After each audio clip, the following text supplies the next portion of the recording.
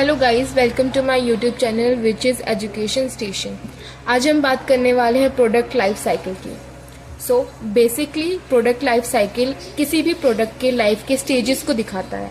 जैसा कि हम यहाँ डायग्राम में देख सकते हैं, एक प्रोडक्ट की 4 लाइफ स्टेजेस होती हैं: introduction, growth, maturity and decline.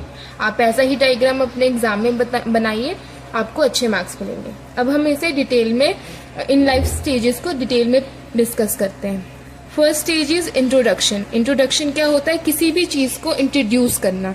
यहाँ पे हम किसी प्रोडक्ट की बात कर रहे हैं, तो हम किसी भी प्रोडक्ट को किसी मार्केट में इंट्रोड्यूस करते हैं, लॉन्च करते हैं, इसी को हम इंट्रोडक्शन कहते हैं। इस इंट्रोडक्शन के दौरान कोई भी प्रोडक्ट क्या एक्सपीरियंस करता है? So first is low sale, क्योंकि वो जस्ट अभी आया है, लोग उसे जानते ही नहीं है, इसलिए उसे खरीदते कम है, जैसे कि लो सेल होता है। लो सेल्स मतलब लो प्रॉफिट। जब सेल ही नहीं होगी तो प्रॉफिट नहीं होगा, यानी कि low sale is equal to low profit. Heavy expenses, अब उसने नया प्रोडक्ट लॉन्च हुआ है तो एक्सपेंस ज़्यादा हुआ है उसे लॉन्च करने में, तो हैवी एक्सपेंसेस वो एक्सपीरियंस करता है। इनोवेशन, कोई भी नया प्रोडक्ट अगर मार्केट में लॉन्च कर रहा है कोई भी कंपनी, तो उसमें कोई ना कोई इनोवेशन डालता है, कोई ना कोई नई चीज़ डालता है, जिससे कि कस्टमर अट्रैक्ट हो और उसे खरीदे। ठीक है, तो फर्स्ट स्टेज इज इंट्रोडक्शन। इसमें क्या क्या चीज़ें होती हैं? Low sales, low profit, heavy expensive and innovation. Second stage is growth. Growth क्या होता है? किसी भी चीज की ग्रोथ, यानी कि आगे बढ़ने को ही हम ग्रोथ कहते हैं। यहाँ पे जब इंट्रोडक्शन हो गया है, इनोवेशन हो गया है, तो वो इनोवेशन जब काम करने लग जाता है तो हमारे प्रोडक्ट क्या क्या एक्सपीरियंस करता है वो हम पढ़ते हैं। सो इसमें क्या होता है? इंक्रीज ऑफ प्रॉफिट हो जाता है। क्यों हो जाता है? क्योंकि जो हमारे कस्टमर हैं वो अट्रैक्ट हुए उस प्रोडक्ट से और उन्होंने खरीदना चालू किया।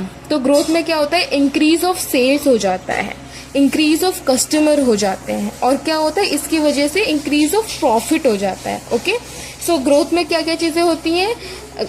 कस्टमर इंक्रीज होते हैं, सेल्स इंक्रीज होती है और प्रॉफिट इंक्रीज होता है। ओके, सेकेंड स्टेज के बाद हमारी थर्ड स्टेज आती है मैच्योरिटी स्टेज। ओके, तो मैच्योरिटी स्टेज बेसिकली एक प्रोडक्ट की लाइफ का सबसे अच्छा, सबसे पीक पॉइंट होता है, यानी कि वो अपने लाइफ के सबसे ज़्यादा सेल्स में और सबसे ज़्यादा प्रॉफिट में होता है। ओके, मैच्योरिटी में वो पूरी तरह से एक्सेप्ट हो जाता है कस्टमर में, मार्केट में। ओके, तो क्या क्या होता है उस एक्सेप्टेंस के बाद? उसकी हाई सेल्स हो जाती है, यानी कि जब एक्सेप्ट कर लिया है कस्टमर ने उस प्रोडक्ट को, तो क्या करेगा? वो ज़्यादा से ज़्यादा खरीदेगा, तो हाई सेल्स हो जाती है। हाई सेल्स होगी तो हाई प्रॉफिट होता है।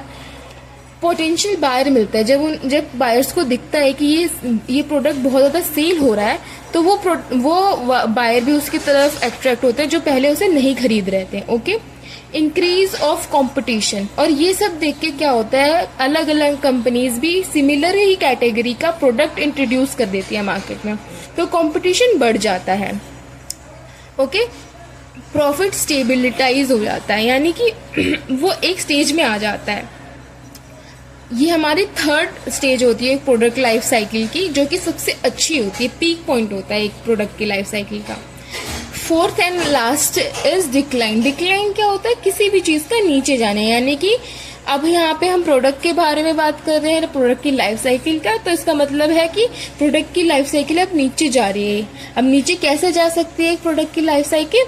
जब सेल्स जो होता है वो डाउन होने लग जाता है, सेल्स गोइंग डाउन, यानी कि सेल्स कम होने लग गई है, प्रॉफिट कम हो। अब सेल्स कम होने लग गया तो प्रॉफिट भी कम हो जाएगा, और कस्टमर स्विच कर लेते हैं, यानी कि जो कंपटीशन आया था जिसकी वजह से डिक्लाइन आया था, तो क्या होता है? उस प्रोडक्ट के अच्छे कस्टमर उसे स्विच कर लेते हैं और दूसरे प्रोडक्ट को अपना लेते हैं। So these are 4 stages of a product life cycle: introduction, growth, maturity and decline. Okay.